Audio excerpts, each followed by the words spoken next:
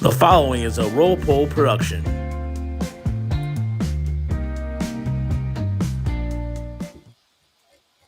Hello, welcome to an episode of Motor City Metrics. I'm here with you and Chris Brown. I'm Mike Papchak, and we are going to be breaking down the season, really, and kind of taking a look forward. God, I'm bad at cold opens. Well, welcome, guys. How you doing? It's good. Like and subscribe and follow and all those things, and visit our advertisers. Send us money. No, is that right? No.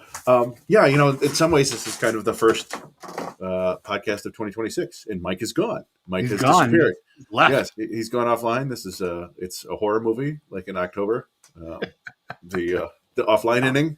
But yeah, we wanted to, I think he might be coming back. We were gonna take some breaks maybe after the season, but there's still always baseball stuff to talk about. And we were going to, touch on some Tigers related topics heading into 2026 and maybe a little bit, baseball at large. Right now, we just saw that, the Dodgers just went up 3-0 in the NLCS, which is a shame. The Mariners currently lead 1-0 over the Blue Jays, which is, that's a pretty huge game right there. Ooh, big one. But yeah. The big news tonight, of course, is, of debatable I don't know if it's debatable veracity, right? But we know who John Heyman is. We know who John Heyman is a mouthpiece for. ScottBorrows.com. Yes, this is, and John Heyman came out with a report today that said the Tigers and Tarik Skubal are more than or $250 million apart. With their contracts. I think it sounds bigger if you say $250 million apart. Yes, $250 million apart.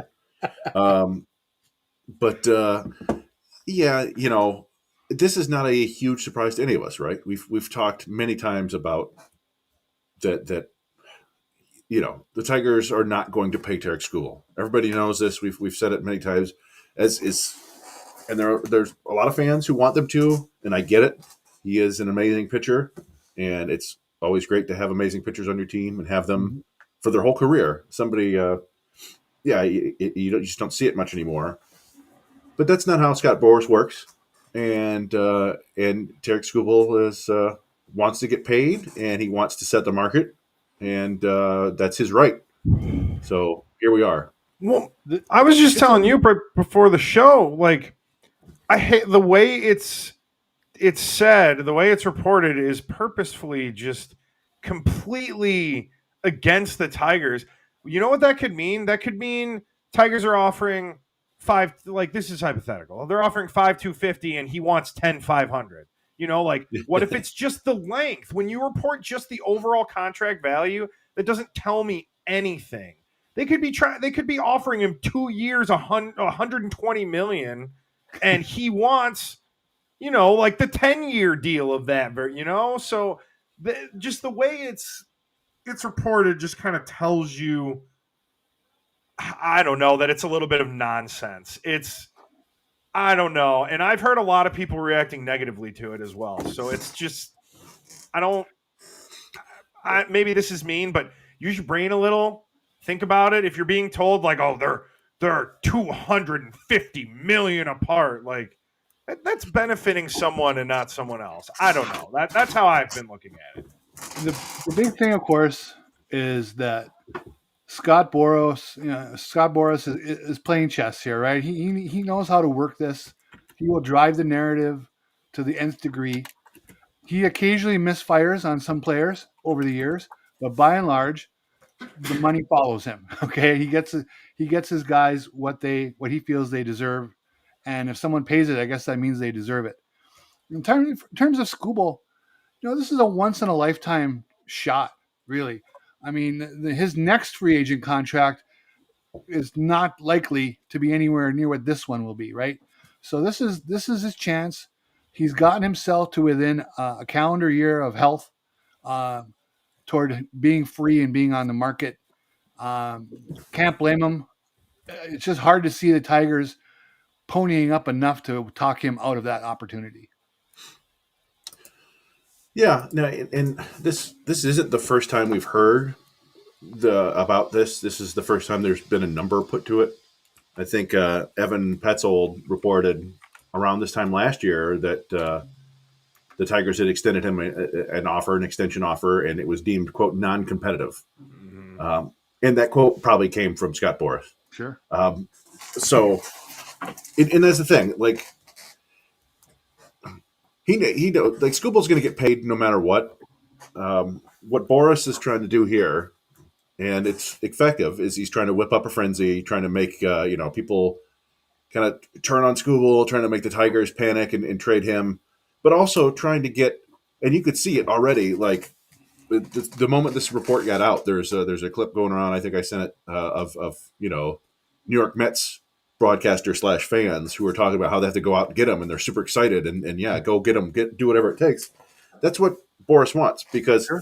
it wouldn't shock me at all if he's trying to get Skubal to the Mets, because the Mets are probably the one team that would extend him to a value probably higher than he would get on the open market, right? Like if we'll do whatever it takes. We traded to get you. We're going to do whatever it takes to make you a Met for the rest of your career, and that's Boris's job. That's Boris's job, is to get Skubal the most money possible, and himself the most money possible, right? But he's well aware the Mets have an owner worth $15 billion. Yeah, and so it's what he does. It's how he operates, and it's not shocking, and it's not. I don't know. It'll be interesting to see if the Tigers end up going for it, if they end up, relenting and trading him, or if they want to take one more run with Skubal. I've been tweeting a lot about that. I'm of the camp of trying to climb the mountain one more time with Tarik Skubal. I don't believe the monster Godfather offer is going to be out there in trade that some people do. I don't know if you guys saw some Mets writer who I don't know. My apologies to him. I don't know if he's great or not, but he put out a thing, right? You probably saw it. Had 2 top 50 prospects, which were Jonah Tong and Jet Williams. A third prospect who, just by a brief look, looked like a Spencer Torkelson clone. And then 2 vets, Dave Peterson and Brett Beatty, right? Mm-hmm. So that seems like a lot for 1 year of Tarik Skubal to me.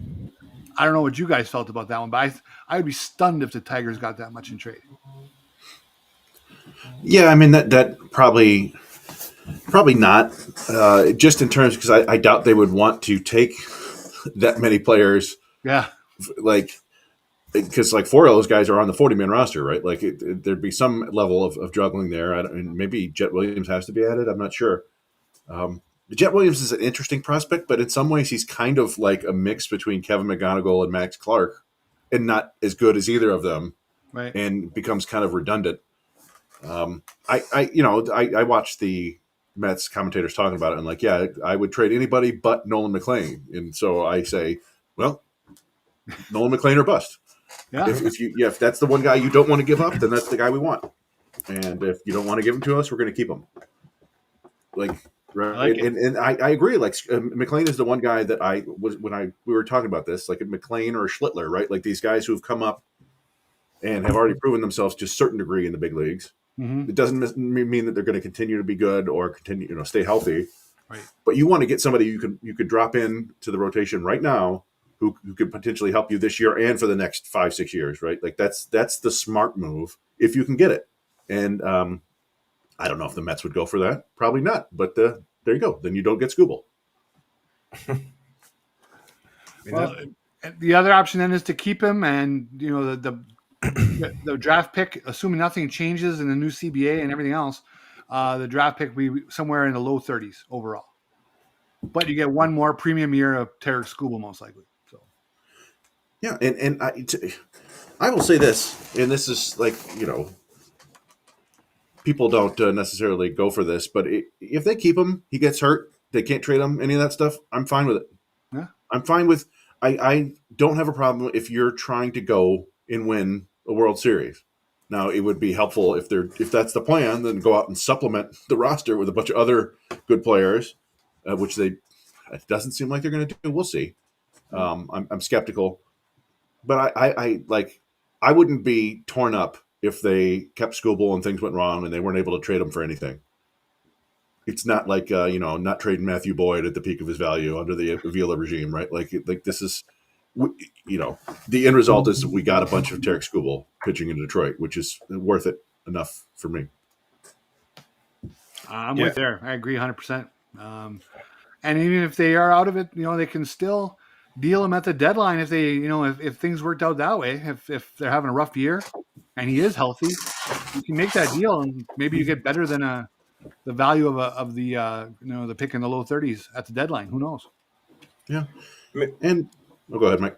I was just going to say, maybe I'm wrong in thinking this. My impression of the front office is they probably covet that draft pick because they believe in themselves, their ability to draft and develop. So I wouldn't be surprised if they're completely fine with coming away with that compensatory pick, just kind of based on what they've done so far. Yeah, I mean that's possible. For sure. I would think that if you just put it up, you could get a better prospect in trade right now than you would be getting with the, 30. I don't know what pick would be 30th, something like that, maybe higher. It's 31 to 35, somewhere in there. Yeah, I mean, maybe you get the next Kevin McGonigal in there. That's he was drafted 37th, but yeah. And they talk about not believing in Skubal windows, right? But there has to be some window. You can't just, I don't know, like if you're the Dodgers, there's no window because you've got unlimited money and you've got great scouting and great drafting and development. So whatever. The Tigers have this relatively young core right now that is all approaching arbitration or ARB1, moving into that territory. So they're getting slightly more expensive, and then they have this next wave of very interesting young prospects coming. Now would seem to be the time to be going for it over the next 3-4 years with this core, and I would think you would want to supplement that with some more young pitching because it's not just Skubal going away soon. Casey Mize is going to be a free agent after next year as well. Now Casey Mize is not a world beater, but he gave you 150 innings of a sub-4 ERA this year. That's not easy to replace. Flaherty is gone either this year or next year, probably next year. I assume he's going to take his $20 million option. So they've got a lot of innings to fill over the next few years, and you can continue to do it via free agency with these kind of stopgap guys, but it would be nice to kind of find the next core of the rotation to go along with Olsen if he can stay healthy, and Job and Melton. Yep. Yeah, I mean, just to kind of wrap up the Skubal thing, I would also just rather see another year of him over anything else personally. I miss seeing any sort of player like this good in any Detroit uniform, and we see it across some other sports, but it's really cool to see that we have the best pitcher, playing in a Detroit Tigers uniform. Yeah. That rotation next year, if Skubal's at the top, then obviously it becomes so much easier just to fill in the numbers right from after that, because you start there, and with Casey Mize backing him up, if they can get Reese Olson comes back to about 150, 160 innings, the rotation itself is going to take care of itself. I think it's really, they may add a starter here this winter, but hopefully they're looking to add strikeouts to the bullpen.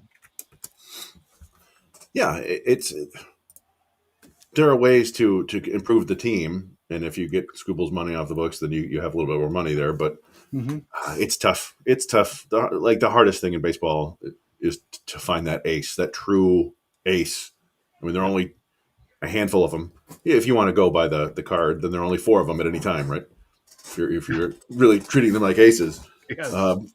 And it's hard to get. And the Tigers have had several of them over the last 15 years, and it sucked to watch them all go. And Max Scherzer played out the string and left, and they got the compensatory pick for him, and it was Kristen Stewart. I trust the people drafting now more than then, but still, that could be the kind of player you end up with, just depending on the draft.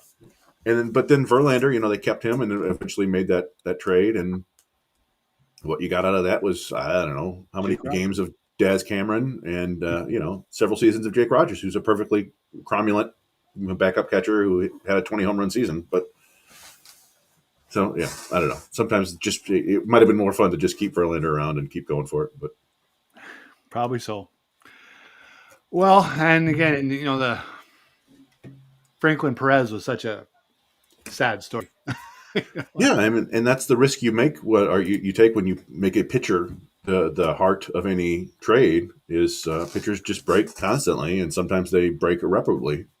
It's so hard to, as you say, find the ace. I mean, a lot of people monitoring the trade wanted Forrest Whitley. Oh, you got to get Forrest Whitley in that trade. Well, and at the time, that looked like a smart idea. Well, that crashed and burned too. So, it is definitely pulling off a trade with Tarik Skubal and getting what you feel is a good value is not going to be a simple matter. Whereas running him out there for 32 starts next year is hopefully a very simple matter. No, I agree. But so it is kind of annoying. We knew this was going to be a topic in the offseason. I wasn't prepared for it to be immediately a topic before the World Series, before the championship series was, before the World Series starts. But we got to talk about it, right? So there are other things going on. I don't know. You had a nice little rundown there. What else was on your checklist? Well, I mean, people are already talking about Alex Bregman, right? He opted out. I was surprised that he opted out before the World Series too. All of this is starting really fast. Mm-hmm. The other night mentioned Darrell Evans, being added to the '84 Tigers, and what that meant to that roster for the next 4 or 5 years. I mean, it was obviously he was kind of that leader, but he was also a guy who was going to hit 35 home runs.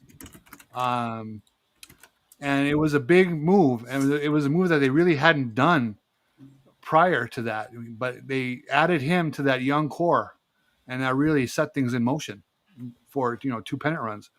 So Alex Bregman strikes me as that kind of a guy, the bat that could, get into the lineup, be at one of the infield corners, a guy who's been, to the World Series, been in the playoffs a lot. Somebody that the young guys can really lean on, and also he knows Hinch well. So we had that whole saga last year. Wasn't a lot of fun, waiting, and then there was no payoff. Does that happen again? Do you think there's any legitimacy to Detroit sticking their nose in that, or sticking their toe in that water again? You hate to. Hindsight's a real bummer, but we knew it at the time. But it sure would have been nice to have Alex Bregman this year. That would have solved a lot of issues. Or the need for another solid right-handed bat, the need for consistent third baseman, the need for veteran leadership in the playoffs, the need for people who could put the ball in play. That would have helped a lot. You wouldn't have had Zach McKinstry as your all-star third baseman or whatever, but we've been okay with that. Yeah, that's fine. I for some reason I just feel like they're not going to go back to that. I feel like they thought they made a completely fair, good offer. And Bregman came back with a couple counter offers that they thought were not fair or whatever. And I don't know. We'll see. But my guess is that that ship has sailed for them. Do you think now that he's a year older that he still expects the long deal, or do you think he's gettable again on a 3-year deal with an opt-out somewhere, that kind of thing? Hard to say. Yeah, I think he's going for long term, and I think that him taking this deal and then opting out is going to hurt that. I mean, he's 33 now going into next year. I think so. That's pretty much, you get a 6-year deal. Those last 2 years are probably going to be pretty rough. I think he's going to go for a lengthier deal this time, and I wouldn't be surprised if there's fewer suitors this year than there were last year. I think you're right, Chris. I think they might be like, we tried. So he turns 32 before. I guess technically in March 30th, so probably a couple days into the season. So he's still in his early 30s. I think you can still justify a 5-year deal. I'm sure he will. Last year the Tigers offered 6, right, and he wanted 7. And I think this year they would, we'll give you 5, and I want 6. All right, well, see you later. But I agree. I don't think he's going to go for another 1 year, unless it's kind of structured exactly like the last one, where you could just keep doing it every year. But he doesn't strike me as a guy who wants to be a mercenary for hire. No, I agree, but it's one of those things where I think he probably wants you want to get as much money as you can, but you also want to give yourself a little security in case. This year he had a very good year, other than he was injured for about a month, right? Yeah. And so, maybe he's injured for 2 months and decides to opt back in because he doesn't think he's going to get that money in free agency again. I don't know. Yeah, I wouldn't mind having him on the Tigers, that's for sure. But I don't know. I think you're kind of hoping that Kevin McGonigal could eventually be Alex Bregman, which is, wishful thinking, but not so far fetched. I don't think he'll be Alex Bregman next year. Yeah. So, and that kind of brings me to. Well, go ahead. Do you have one more thing, Sam? Oh no, I was just gonna bring up. We've got a lot of people asking. Old BK, Vlad, and Deadly Ninja Bees are asking about Gleyber Torres. So, yep. I mean, I could just start this one off and say I think that their 1-year deal this year was just kind of like that perfect, mutually beneficial contract for both sides. And I think he's gone. And I think Mitch here's right. They'll get the qualifying offer. He'll sign a longer-term deal, in my opinion, and I think they'll go their separate ways. So I don't think they're going to give him a qualifying offer. The qualifying offer is $22 million this year. Yeah. And Torres was second base only, right? No, just for anybody you give a qualifying offer is okay. It doesn't go by position. Nope. It's okay. The I think top 25% of free agents, something like that. Okay. And he had a good year, and the second half was a bummer, and we now know that it was because of a sports hernia. But I don't know that that's going to make potential suitors all that more excited to go get him after he had a sports hernia, right? Like, it's not necessarily something that's going to recur or a sign that he's injury prone, but it is something that you have to recover from for a little while. And I just think if the Tigers give him that qualifying offer, there's a pretty good chance he takes it, because I don't see him getting close to $20 million a year from anybody. I'm sure he wants a longer deal, and maybe they want him to take it, and that's fine. But I don't see that the scenario where they give him a qualifying offer, he doesn't take it, and they get a draft pick, because I don't know if anybody else is going to sign him to a particularly big deal. Well, it only has to be worth $50 million. So, but they would have to give him a draft pick too, right? I think you still get compensation if it's not over $50 million, but it's after the third round or something like that. Yeah, it is. So, yeah, I just and honestly, like, I'd welcome Gleyber Torres back. He's a quality player. He's a good veteran. If they had him in Bregman, that'd be great. But it does kind of create a logjam for you. We already talked about, like, where does Colt Keith play? You got McGonigal coming. Are they going to do anything with Max Anderson or Hao Yu Lee? These guys are all second baseman, third baseman, and I don't know. Like, you don't want to not get good players just because you have prospects, but we've seen what happened with Jace Young, right? Basically, like, he came up, wasn't any good, and now he's just kind of a AAA player that they can't do anything with. So you want to go one way or the other. Have these guys play a bunch or get rid of them. My thought has been, for personally, if it was GM me, okay, I do the qualifying offer, and I hope that he passes on it. Basically, 9 out of 10 pass on the qualifying offer, I think, historically. Mm-hmm. So he would be, to accept it, he'd be bucking the odds, doing something not a lot of players do. But again, you're right. I mean, $22 million is a hell of a lot of money.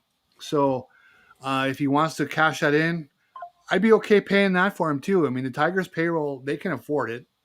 I don't worry too much about log jams, because those things tend to take care of themselves most of the time. And it's never a bad thing to have more good players. But I do wonder if he did accept it, let's say, and you had to put that $22 million on your payroll, does that then take them right out of Bregman?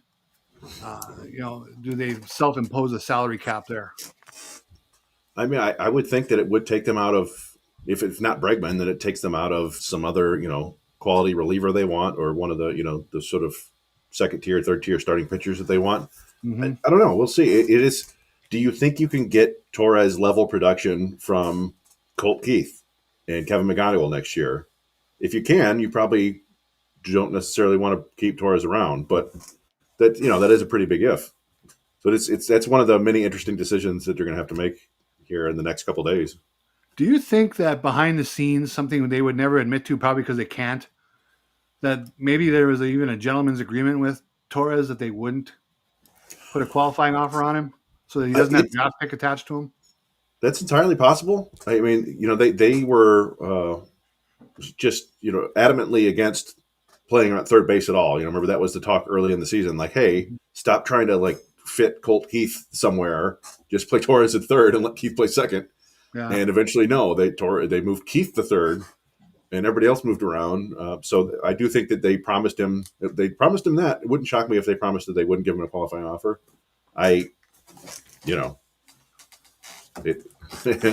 We'll see soon enough. And I was mildly surprised that the Yankees didn't give him the qualifying offer last year, even though he wasn't very good. He was a very young free agent, and sometimes you want to get that pick, but the Yankees didn't seem to care, and he was better this year. But I don't know. I don't know what the market is out there for second baseman.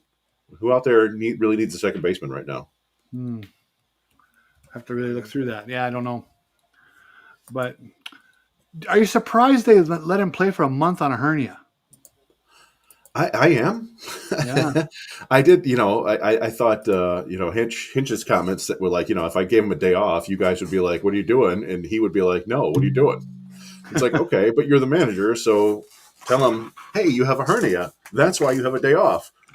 But I don't know. I mean, that's one of the many strange things that happened. I do wonder. I mean, this is kind of reductive, but they just kept playing everybody. They had a 15.5 game lead in the division or whatever, and they just kept their foot on the on the pedal for the next 6 weeks, and everybody hit a wall at the same time. Mm-hmm. So maybe they needed to give these guys a little bit more rest. I don't know. Like, could that be? Like I said, it's probably too simplistic, but maybe giving Torres a few more days off and Green and Torque some days off would have helped. But I don't know. It makes you wonder. I mean, could they have put him on the DL or IL, excuse me, and either played the guys they have or brought up a Max Anderson or somebody, Howie Lee? I mean, name a name, whatever. And would that have helped? Because obviously he was very restricted in offensively the last month. Yeah, I mean, you could have. You had, Jace Young was right there. Like, I'm not a big believer in him, but you had a body that you could use to give Torres time to rest. Sure. And I'm sure that's stuff that they discussed, but it may have been one of those things where, like, can Torres play through this? Do we think it's going to get worse? Do we think, it is fair. Torres is better than somebody else, but yeah. And it's a fair thing to say that nobody anywhere online, any fans, media, anyone said, hey, look at that bastard. He's walking around like he has a hernia. Okay. And nobody said that. I mean, so, I guess it is what it is. Yeah. I'm looking at who had the least amount of production from second base last year. Colorado. But, the Royals could be a Torres grabber. Yeah, Adam Frazier, Jonathan India. And the last couple of years, they kind of jump in a little bit. They put a toe in the water in free agency just when you least expect it on some guys. So you never know. Baltimore, Atlanta. I don't think they got Albies forever. The Reds. It's funny. The Reds went from having all the infielders to not enough. The Giants. Matt McLean flamed out on them. Yeah, he had a brutal year. It was like a 70 WRC plus or something like that. But so yeah, I don't know. I mean, the Flaherty. We touched on Flaherty a little bit, but I do think Flaherty will likely take his $20 million. Yeah. Yeah. It's what he had a very good year in 2024. I think it was a 3.17 ERA, and couldn't get that multi-year offer from teams or the big offer that he wanted. And the teams who didn't give him that looked kind of smart, right? Like he regressed pretty hard this year. His FIP was still under 4. It was still middle of the pack. So he was fine in that regard, but the walks were up, the strikeouts were down a little bit, and he just wasn't. He wasn't dependable, and he would be effective sometimes and completely ineffective others. And then we saw in the postseason, he struggled to throw strikes, and it was, I don't know, it's just kind of tough. He's a mercurial guy, and he still throws hard enough and he spins it good enough where you could see next year all of a sudden him having 20 good starts. Wouldn't be Yeah. shocking. He's just all over the map. So, but yeah, I agree. He'll take it. He'll be back. I think he'd be crazy not to. Yeah, And that, for sure. No, just go ahead, Chris. I'm just agreeing. well, I mean, it's, and there are worse things out there than having a guy, like I said, it's like a 4.6 ERA, which you don't love. But, true talent somewhere around 4, that's fine. And if you can get some more solid starting pitching. But, yeah, so that's another $20 million you got there. And no, their payroll is going to go up just by virtue of, like you said, all these guys hitting arbitration for the first year. I think Torque and Green and Carpenter are all first-year arbitration guys now. Yeah. Well, I mean, who do you think who's not going to be here next year? Like out of the non-tender people, like I don't know. I think Matt Vierling's probably gone. That's a tough one. I think they may keep Vierling around because I think he still has a minor league option. And they don't like to get rid of guys if they still have options. Sure. I think there's a good chance that Andy Ibanez is gone. I think they'll keep Jahmai Jones around just based on how he performed. He really took that mantle from Andy Ibanez. He can't play in the infield, but boy, did he come through more often than not when he was called upon. And after that, I don't know. Like I think a lot of the relievers, and even maybe a couple of the kind of deeper starters like Sawyer Gibson Long, they might get the old end of offseason non-tender where nobody else can pick them up, and then you can re-sign them to a minor league deal, but they're off the 40-man. I think we might see that from a handful of guys: Bailey Horn, Sean Gunther, Bo Brisky. Like there are a bunch of guys. I don't know the ins and outs of how these contracts things work, 100%. But they did a couple years ago with was it Wilmer Flores and Eddie Leonard? They were on the 40-man. Yes. They non-tendered them and then signed them to minor league deals where they actually were getting more money in the minors than they were on the split 40-man major league minor league deal. So there are ways to get around that. So I think there could be a handful of guys like that this year. Tyler Owens. How about this? Let's take it up a notch even from there. In your opinion, if you had to guess, what one player is going to surprise us all by being shipped off this winter? Of any tier, of any level. They're stars, they're lesser lights, the one that we don't see coming. Oh, interesting indeed. I mean, not great for podcasting. I'm just like staring off into space thinking about this. But I'm going to start. Go ahead. I've long been had my flag planted on Torkelson Island. Mm-hmm. Would not shock me at all if he's the one that's moved. I don't know how big the market is, but if there's only so many guys who can hit 30 home runs on the market, somebody's going to take them. So I could see him getting moved. I could see the Colt Keith back to first base idea coming back as they wait for Brysanio. I can see that. Huh. Let's see. Yeah, I don't know. I'll just go with, I mean, just because you put me on the spot a little, but Casey Mize, I kind of thought he was done last offseason. We kind of talked about it a little just when he got left off the postseason roster. And I was kind of trying to read the tea leaves and be like, well, this is kind of what happened with Manning, where they just kind of were like, yeah, we could have brought you, but we did, and then he just never came up and played this year. It never worked out. So yeah, if I had to think of anybody, it would be Mize. I guess to me, it wouldn't be that surprising, but I think overall that might be, former number one pick. Just there's sexy headlines in that kind of trade, or that, if he were to get dealt. Well, there you go, Chris. Mike and I have both chosen former number one overall picks. I don't think we have any more left for you. Yeah, well, I was thinking Mize myself, even though I said, they're going to lose him and they got to find a way to get around that. I thought it's tough because you would like the surprise trade you would think would be somebody who was kind of better this year than they might expect to be in the future. And there are some players like that, but most of them are like, well, yeah, if they traded Zach McKinstry, nobody would bat an eye, right? Like, and they probably wouldn't get much for him. I don't think you can trade Baez, right? I don't think. I see people saying, Jake Rogers is they're gonna non-tender him, they're not gonna keep him around. I think they're keeping him around. I think that there's a lot more value in what he does off the field and behind the scenes than people realize. Yeah. But I agree. yeah, I mean, the only people that are left are kind of like, well, Riley Green. I don't think they're going to trade Riley Green. Could they do the Kerry Carpenter, Matt Joyce for Edwin Jackson trade? I could see something like that.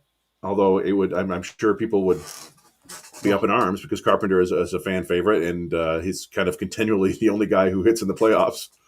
But maybe you get some value from that, and he is a corner outfielder, and you've got Max Clark coming soon, and maybe some of these other infielders can move to the outfield. I don't know if that's your path to get like a solid number 3 starter with team control. Maybe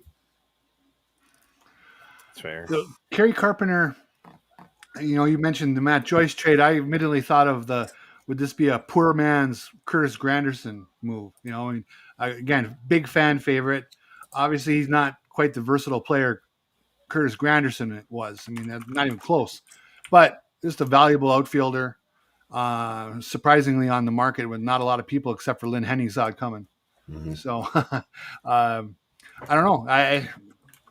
I think if they're going to make it's somebody who most of these trades, if they're going to be worthwhile, someone that you think is important has to move, right? You got to give something to get something. So, Torkelson, Mize, Carpenter, I think those are the names to kind of concentrate on and see if there's eventually any trade movement there. Yeah, I still, it is one of those things where it's like, I just don't know if we're, until Scott Harris and the front office makes a trade that's of, some substance, it's hard to predict if they will, and who they will. It just doesn't seem to be the way they operate. And I talked the last show, I think, about, I think it would be kind of foolish to break up the young core just because. But if you've got a chance to get better and fix an area of need and you think you can backfill, then you have to consider it. You're not doing your job if you don't. It's the same way you have to consider a Skubal trade, even though I don't really think they should. I mean, you got to listen to everybody you just had back-to-back seasons that in the exact same way. You're about to see Philly probably blow it up, you can't just be stagnant, whether it's backwards or forwards. But, you bring up a really good point. We just don't know what a big trade looks like with this front office in the first place. And they don't really we don't have any frame of reference. So it will be interesting to see. Other than that, I'm just thinking a lot of it just seems like the Tigers have okay trade pieces. They're just not trade pieces that are going to bring back crazy large, outside of something like you guys were talking about, a big league player for a big league player. They're not going to bring back crazy hauls of prospects, really. You got a lot of good, not amazing players, I think. Yeah, I got a question from Vlad Stojkovic, 52, who is a right wing out of Moscow. He asks he asked me if you can get a better player for Green, why would you deal Carp? Well, first off, let's mention I don't really want to deal Kerry Carpenter. My mind there is just who would be a surprising trade. So I love Kerry Carpenter, and I think he should bat more. I think they should give him more opportunity versus left-hand pitching and see what he can do with it. I think it's be worth their while to invest that time in him. But again, anybody's tradable. Everybody has a price, and that includes Riley Green as well. Now, I tweeted the other day, and I firmly believe this. Riley Green has no problems that 40 home runs can solve. Okay. So, if he's going to hit 35 to 40 home runs, he's a valuable player. I think his defense is a little underrated. He's perfectly fine out there. He's managed to stay healthy versus his first couple of years. I don't see them trading Riley Green. And I think at his age, he still has some progression that he can show. Some people say he's not in shape. Kind of how he runs a little weird. But he's young enough. If that's true, I mean, I don't know if it's true or not. I don't track their cardio, but he could come back in the quintessential best shape of his life next year. We don't know. So, but just seeing what we saw, I'm assuming that he's going to try to make some adjustments to cut the strikeouts, no matter what he said in that interview. And again, if he hits 41 home runs next year, he's going to be a valuable player. Here's a hypothetical that I've just been tossing around in my head here. The Yankees are losing Cody Bellinger and Trent Grisham, two left-handed hitting outfielders, and they have Will Warren, a starting pitcher who put up like a 4.5 ERA. He wasn't great, but we know the Tigers targeted him. He was the original prize when they were trading Jack Flaherty before the Yankees backed out and they went to the Dodgers. And he would have 5-6 years of team control left. The Yankees could use a left-handed hitting outfielder. They have, and Kerry Carpenter would probably do a lot of damage in Yankee Stadium. Ooh, the Tigers could use a younger starter. I don't know if the Yankees would go for that, but it would be an interesting, and then the Tigers can backfill with Max Clark maybe later. Max Clark, did I say Max Clark? Max Clark later in the season. You still have Green, you still have Meadows, you have Winslow Perez, you've got Max Clark, you could sign Bellinger. Yeah, and none of them are Kerry Carpenter, right? But if you're looking for ways to kind of maneuver around and find value, maybe something like that. I mean, with the way that they don't technically the way that Kerry plays, especially during the season, he's kind of a platoon player, So really, if that's something they decide, I wouldn't be fully surprised because, I mean, Kerry's one of my favorite players. Kerry and Wenzel Perez, those are my two Tigers. But I don't know. Yeah. I guess I wouldn't. I would have to listen at something like that. They really, because it's different. We were talking about Flaherty earlier. It's different. It's fine if he's going to take the money and he's like a number 4, number 5 starter, but we expected him to be the number 2 starter this year, and it didn't. It's not going to work out that way. So, pitching depth is definitely something that they're going to have to be looking for. Yeah, it's just an idea there, and I think that the Yankees have Schlittler showed up late in the year and was kind of excellent, and they have Garrett Cole coming back at some point, and they have Max Fried, and I think they still have Rodon on the. Yeah. They may have room to be able to trade him, but again, just random one random player that I knew that they liked before. But yeah, we'll see. I again have to see any kind of trade before. I mean, you could count the number of big trades that they've done on one hand, and medium trades that they've done on one hand. It's basically Flaherty and getting McKinstry for Carlos Guzman. I guess Vlad's asking about Meadows now. What do we think? Yeah. What is the future of Parker Meadows? Easy answer is who knows at this point. But you'll see the starting center fielder on opening day next season. I think so. I think. Go ahead. No, he had obviously he was not terribly good this year. He's still a guy. He couldn't shake the kind of weird injuries, and you'd hope that at some point he can be healthy. Because even if he doesn't hit, we talk about this a lot. Like if he doesn't hit a ton, if he's still out there playing center field defense and using his speed, he's still a valuable player. Mm-hmm. He's not an all-star, but if he does hit, then you've got a potentially a great player. But yeah, he didn't hit much at all this year, and he just didn't feel nearly as electric as he did the year before. Now, he did have that one, bunt base hit. That I don't know. He's not crying. Come on now. He wasn't on base enough to steal, and they weren't stealing as a team either. Yeah, he wasn't on base enough to show off his legs, going first to home on a gapper because A, he wasn't on base, and B, we had no gappers. So the fun parts of his game could not be on display this year. I just wonder if he starts in center field, and he's the kind of guy from an offensive standpoint, like a Ryan Rayburn, who for 10 games will look like a world beater and then be quiet for 6 weeks and then do it all over again, rinse and repeat. I mean, if they add bats to the lineup, I think that it will help him a little bit, definitely. But I I think that with Parker Meadows, it's really underrated his defense. Clearly, even though like a year ago everybody was touting him as this crazy, defensive prowess. But I think we don't. I don't really think we talked. And I'm not a doctor, but his injury was weird and unique and something that doesn't really happen to position players. And I think that has something to do with it. I don't know. It was a nerve issue that he had, Yeah. and it's something that, from what I understand, pretty much exclusively happens to pitchers. So I can't imagine what the recovery is like. And again, I'm not a doctor, but I really think that, and then immediately getting hurt again was just kind of a lost season. It's I kind of a don't season know. record. I agree. And I don't think it means that this is what he is. You know what I mean? Like, it's not like Kreidler, who was supposed to be this defensive genius and then just couldn't play defense in the major leagues. So I don't know. Well, and I think one of the keys there is that the second injury was a quad injury, right? Right. So it may very well have been, and this was hinted at a lot. And I think even Scott Harris even said that you guys don't know the extent to how much these guys were banged up.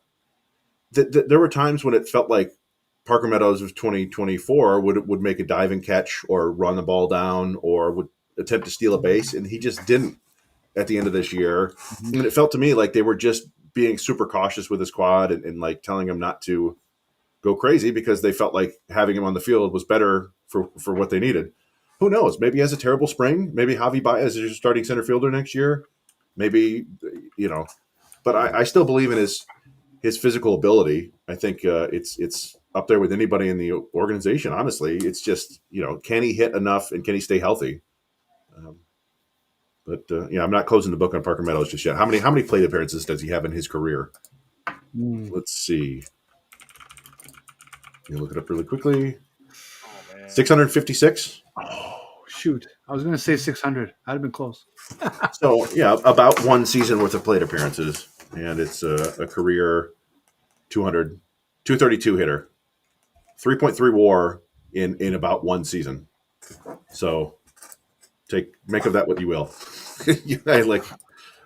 I would love a 3.3 WAR a year, Parker Meadows. I'd be fine with that, really. 177 games, so 3 WAR. Give him that. It doesn't mean like Akil Baddoo had like a 2 WAR season in his first season, right? Like it doesn't mean that he's going to ever be that player, but I don't think you give up on him just yet, and certainly you don't trade him now after a down season. Yeah, I mean, Akil Baddoo no longer with the organization. I mean, just worth mentioning. He should go back to the Twins where he came from. That'd be funny. He could join Kreidler. Yeah, that was kind of odd to see the Twins grab Kreidler, but you see guys who can play the infield generally make their way around the league. I think I saw Zach Short is a free agent again after I think the Astros. Yeah, Astros let him go. So these guys. Okay, how about this? Next spring, this young man, his name is McGonigal. You might have heard of him. Mm-hmm. He's been around now. Let's say he hits 278 in spring training, pops a couple homers, looks reasonably good at shortstop. Is he on your opening day roster, or are you waiting 2 weeks to gain the service year, or are you just making him earn it with a good solid 2 months in AAA? What would we do with Trey Sweeney then? What do you mean, man? Yeah, it felt like from the tone of that press conference that they're kind of expecting McGonigal to make the team. Mm-hmm. Maybe that's I don't know.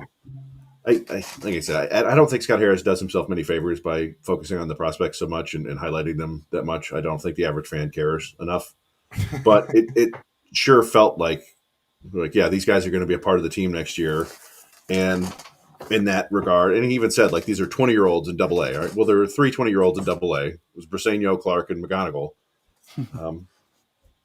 And Hinch seemed to like, I'll go tell Kevin in Arizona. Feels like yeah. It feels like Hinch wants McGonigal on the team.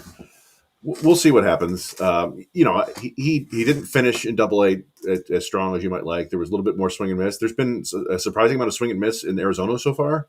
He's still, doing fine, and it's early. It's just, he might not be 100% ready yet. But if you think he's going to figure it out, and you could live with a month and a half of him kind of struggling a little bit, I think it's fine, because his struggles are going to still come with walks and some speed and passable defense somewhere in the infield. Probably better than Colt Keith's first month in the majors, is what you're saying. I would think so, yeah. But, Colt Keith had better numbers in Double-A. He was older. And, the thing is, you can't just look at the numbers and say, all right, well, this is how it's going to be in the big leagues. You have to look at the skills. And McGonigal is one of the most gifted hitters I've seen come through the Tiger system. Probably the most gifted in terms of what he can do. But, it depends. He's got to stay healthy. He's been hurt each of the last 2 years, too. So, got to think of that. My big thing is, and this is something I'm sure a lot of people roll their eyes at, and it's also something I have to admittedly say I don't know, because none of us do. And the people in the front office have a much better sense of what's going to happen. But we don't know what's going to happen with 2027 with any work stoppages. So in my mind, it makes all the sense in the world to gain the extra year and keep him out for a couple weeks, because 2027 could be a wash where you don't get much from him. And I would rather have that year on the back end.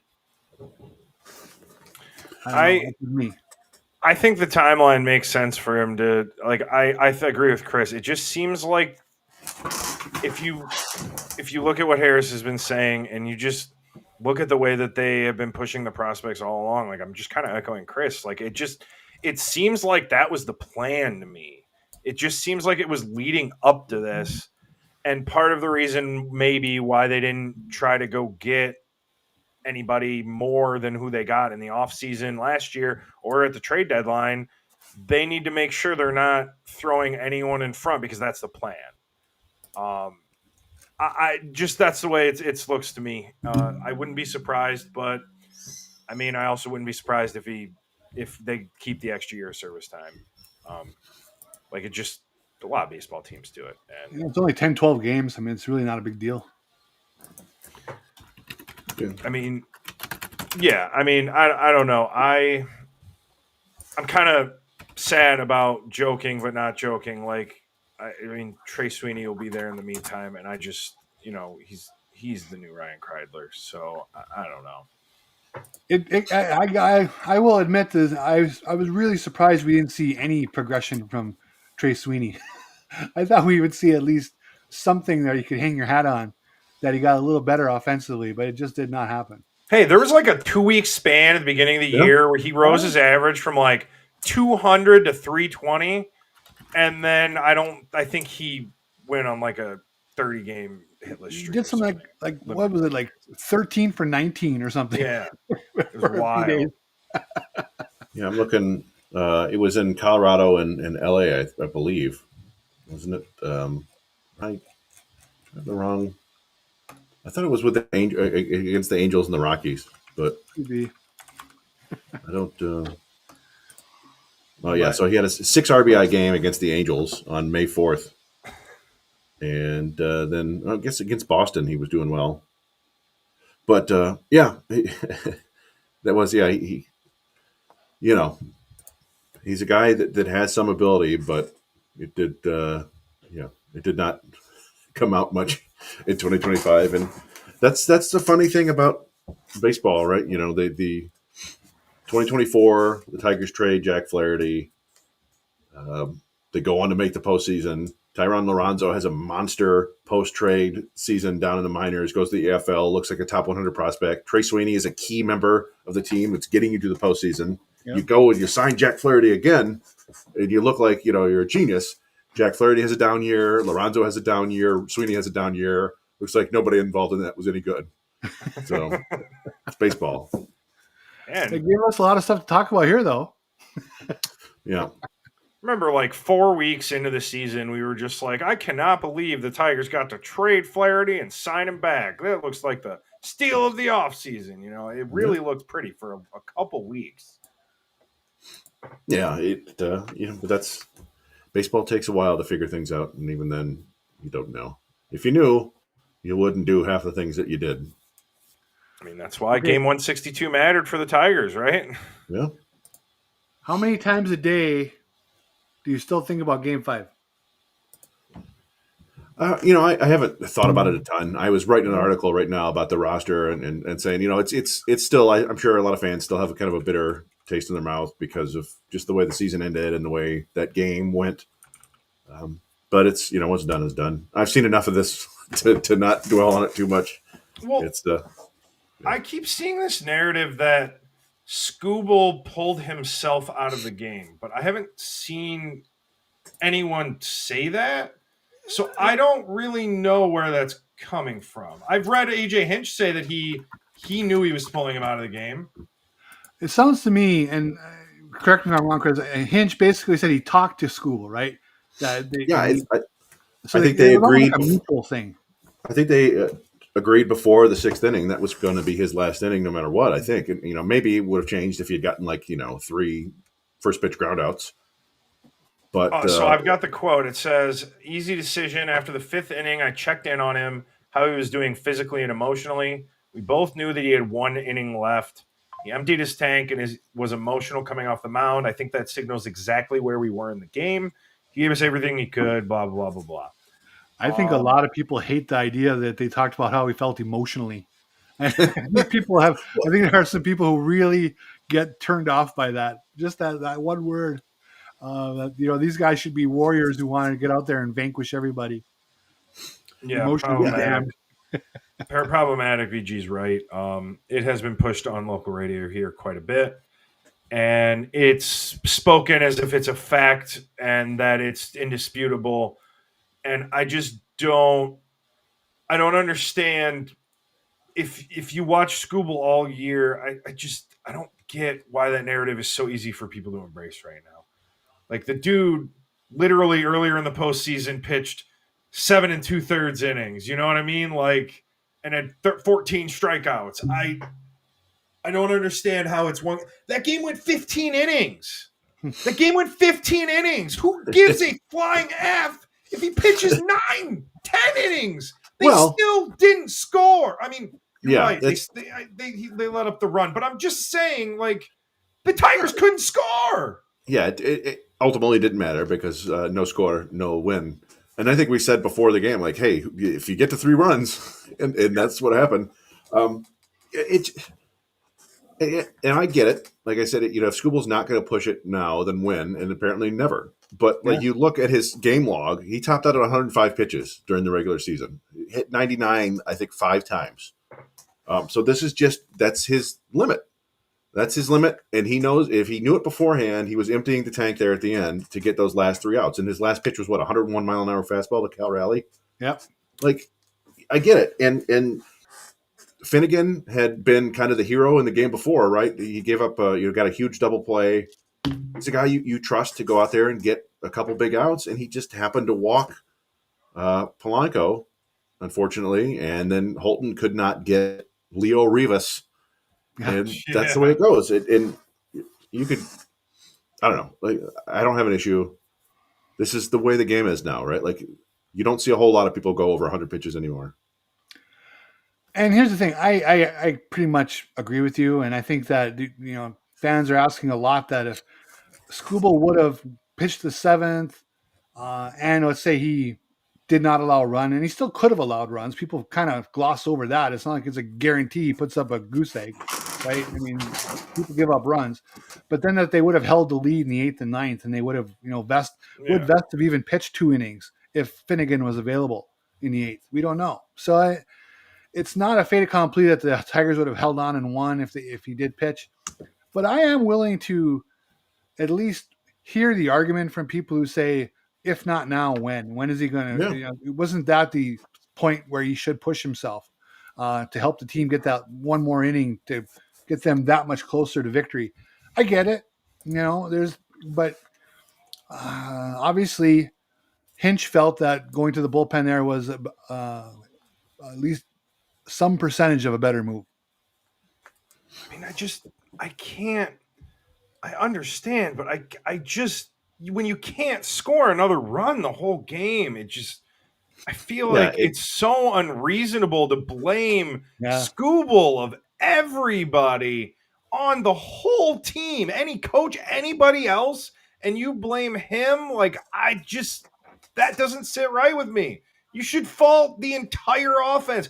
There was that crazy stat? 3, 4, 5, 6 hitters went like on both teams went like 0 for 28 or something in that game. Like, why don't we blame them?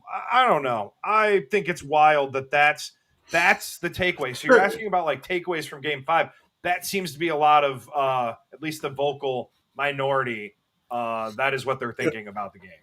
No, and I will say this: if he does get the $400 million deal, and he's making $45 million a year, he better go back out there for the seventh inning. I get it. You're protecting yourself now so you can get that deal. Once you get that deal, you keep pitching, you keep going. But I don't it's hard. What is 13 strikeouts? Broke the record for most strikeouts consecutively. Most strikeouts in a closeout playoff game. Like, he was pretty darn good that game. They didn't lose because he came out of the game. They lost because they couldn't hit. That was why they fell apart in September. It's why they went to 3 games with Cleveland. It's why they went to 5 games with Seattle. It's why they're home right now, because they stopped hitting. Yep. I don't know. I think Deadly Ninja Bees is right. If Carpenter got on by that 7th time, they could pull it off. Whatever. Yeah. What a game for Kerry Carpenter, and what a bummer that outside of a couple Tigers fans, it's just going to be lost to history. That he was 4 for 4 with a couple walks at one point, right? Yeah. Oh, with a huge home run off a lefty, like one of the best lefty relievers in baseball, and he has that game. He has the big home run in game 2. He has the tying the Class A home run last year. He has the 9th inning 2-out homer against the Guardians in the final week of the season this year. All those series and games were lost. So all his big historic moments that could have been historic moments kind of get flushed by the wayside to losing. It's kind of a shame. So trade him. Yeah. Trade everybody. Yeah. They didn't win. They're all losers. Trade them all. I don't know. So yeah, I don't know. That's where we are. The Tigers. Looks like the Toronto is about to even things up, which is nice. They're up 5-1 in the 5th. I mean, partial score. Who knows what might happen the rest of the game? But very odd one. You think gives the Dodgers a better run? I think Seattle gives them a little better run. I think you're probably right. I do think they have the better overall pitching, and who knows if Wu. I haven't checked in to see if Wu might be a possibility for the final series. It seems like you're pushing it. That Blue Jays offense is tough, but the Mariners have a lot of big boppers. Mm-hmm. But I don't know. I think Toronto gets Bichette back in the World Series, probably, right? So I'd probably pick Toronto. Yeah, it's. But I was telling you this before we went live, before you got here, Chris. I hate that the Dodgers are doing what they're doing, because you like a good story like the Brewers. They weren't supposed to be the best team, and then just hulking money is beating them in the face in the series, and it just. I said this. I'm going to say it again. It feels like the Dodgers would be the villain in every sports movie you ever watched growing up as a kid. So, I have at least a little bit of an aversion to them for that reason. So just watching them destroy the Brewers, which were fun, and then you were saying Churio went out with an injury today. It just seems like, man, that's a huge bummer. It reminds me of that South Park episode where they send the kids out to play the Detroit Red Wings at in between periods for the ice, just like, oh my God, leave them alone. And it makes me sad. Yeah, and you've got Jacob Misiorowski out there throwing 102, and the Dodgers still managed to get to him after he strikes out. He had an awesome relief outing, and still takes the loss because the Dodgers just have unlimited money, and they get nothing but pitchers who have incredible stuff and are always injured.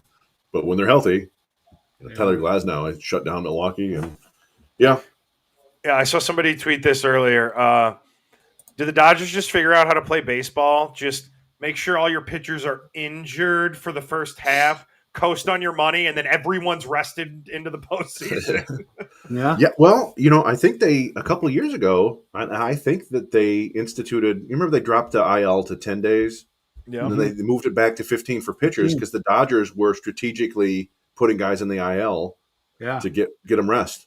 What do they call them? Dodger vacations or something? Or? Yeah. So, I don't know. Yeah, it's tough. It's tough to compete with a team like that has unlimited resources, and then they're also get the best player on the planet to just give them a sweetheart deal with deferred money so they can get them on the roster, and all the top Asian players want to play there. It's they have an advantage.